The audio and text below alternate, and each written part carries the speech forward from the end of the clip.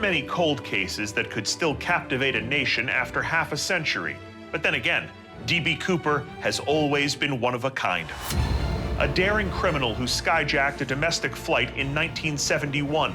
He grabbed hundreds of thousands of dollars in ransom before parachuting into the realm of legend.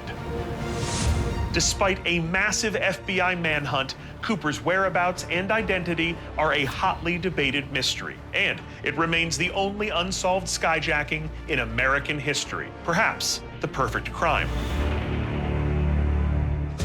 So, okay, let's start where the FBI started. The primary witness to the skyjacking is the flight attendant who sat next to D.B. Cooper. Tina. That's Tina Mucklow. Right. And she and the FBI start to come up with a sketch. And this was the first sketch. Okay. However, over the next year, a lot of other people came forward, like passengers. And so they came up with a different composite sketch. Are they accurate? Is eyewitness testimony for composite sketches really valuable? I never found it to be all that valuable. So much depends on the eyewitness's ability to recall an image. Right. So what about you, Joe? Who do you think D.B. Cooper is? I know who D.B. Cooper is. It's this young man. Walter Recca. Correct. This is D.B. Cooper. He's the one. Okay. Sell me. Who is Walter Recca? Walter Recca was a paratrooper. He was in the Air Force Reserve's Sea and Rescue Squad. And I go to my parachute expert here. This guy knew how to jump? He was a U.S. Air Force Reserve pararescue jumper. They're called PJs. He absolutely had the skills. They know everything. They know night jumps, water jumps, combat rescue. I've been jumping for 53 years. I don't have 1/100th of the skills that Recca had. Okay, so he knew how to jump. And he's D.B. Cooper because of his confession, which was very detailed. After he jumped from the 727, Recca is said to have landed in the town of Cle Elum, Washington. But don't take my word for it. Here's an excerpt of Walter Recca's confession, recorded by a close friend of his shortly before his death in 2014. I hit a tree first. The only dead tree in the forest that I happened to get to it. I mean, my leg broke. Because I could feel it swelling up. Just gathered it all up right there and left it there with the broken trees. Threw a few branches on top of it. And I could see in the distance right there traffic. Took the raincoat off, put the money in the raincoat, like a bundle. What do you think? Could it be Recca? The place where he landed is over 100 miles from where this aircraft was flying. It is also true that there is no actual record of where that plane flew, right? There was a record. They didn't preserve it. They didn't preserve it. This raises another question. If you're going to make up a story about being D.B. Cooper, why place yourself 100 miles from there? There's something very puzzling about the Recca case. I can't figure it out. I agree with Joe. Walter Recca landed in Cle Elum, Washington, the night in question, and was soaking to the skin by the rain. You buy that? I buy that absolutely. So there's two guys jumping out of airplanes wearing business suits the night before Thanksgiving in 1971. That's impossible. I'd rather have you say it never happened. There was no guy walking down the road. But if you're telling me that there was a guy in a business suit on that night walking down the road, then how could he not be D.B. Cooper? I think the Walter Recca story opens up a huge story. And the story is, what the hell was Walter Recca doing in Cle Elum that night? This is a relatively new suspect, landed in an unsearched area, and hopefully, with your help, we'll find some evidence to seal this case. The next morning, I leave Cle Elum with something nagging at me about Joe's suspect. All right, Joe is all in on Walt Recca, and in some ways, why wouldn't he be? You know, it's hard to imagine a more compelling story than the one we just heard. But something is bothering me. We're pretty far from Cooper's accepted jump zone. The FBI established Cooper's likely flight path as being a highway in the sky known as Victor 23.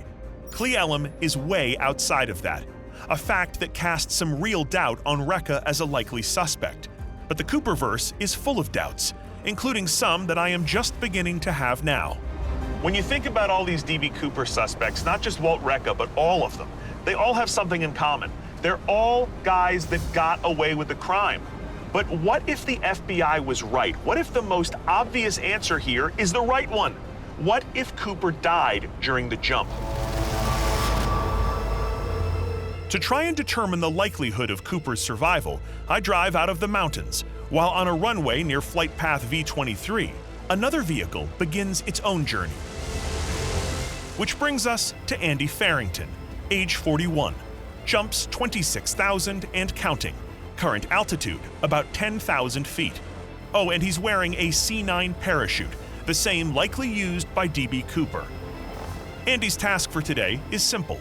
Get to the ground in one piece and tell me if, in his professional opinion, D.B. Cooper could have survived his final leap into the sky.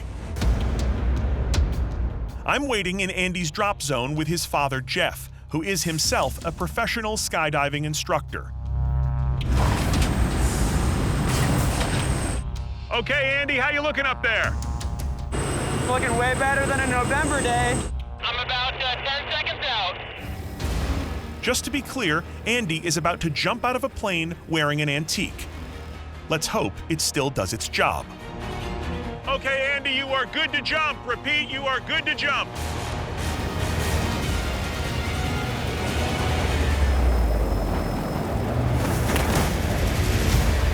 Here goes.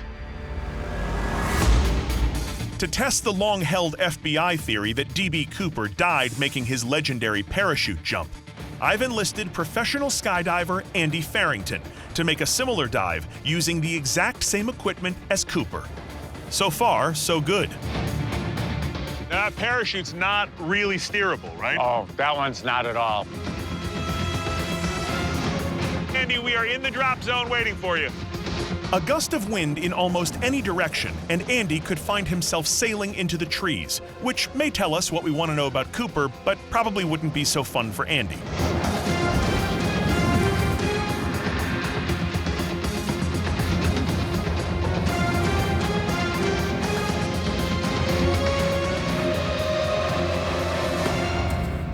He's down. Hey! How are you, man? Not bad, not bad. Well, you know how to make an entrance, I'll give you that. Great jump. This is the C9, right? Yep. This is the chute that we think Cooper probably jumped in. I mean, it looks like it's a fair vintage. It's definitely way older than I am. Yeah. When did they start making these things? About 1964. So why was this chute so attractive as a military chute? Reliability. Right. 100%. Got the job done. So reliable, but not very maneuverable. That's correct. Okay, Jeff, how many jumps have you done in a round chute? Probably 600. Would you jump out of a plane into a lightning storm for $200,000 then, the equivalent of $1 million today? Well, certainly my financial position is way different now than it was back then. In 1971, you would have thought about it? Yeah, I would have thought about it. Right, right. All right. Could Cooper have survived the jump wearing this chute? Yep. He could have. Yep. Because this chute will open at up to what speed, would you say? 275 knots or 315 miles per hour. Got it. And we know that the 727 at that time was flying kind of low and a little slower. It was doing just under 200. So technically, that could work. Yes, but I think the deck was so stacked against his favor. He jumped out into November. Yep. Cold, rainy, windy. And Cooper was jumping into, most likely, wilderness. Trees and rivers. Yep. Cooper jumped wearing nothing but a parachute and a suit. Freezing to death would be a real possibility. Wind shear could have collapsed his chute in the storm, or he could have landed in the water. So, do you think he could have survived the jump? The jump part, I do. I wouldn't want to land in a river. I wouldn't want to land in a lake. My first choice would probably be landing in a tree. Really? It's reasonably soft. Well, awesome jump. It was a real treat to see that. Right on. Nice work, man. Perfect. Thank you so much. You betcha. Appreciate it. So did Cooper survive? To say that he did seems possible, but I wouldn't say it's overwhelmingly likely. It feels like I and every other DB detective have been chasing a ghost.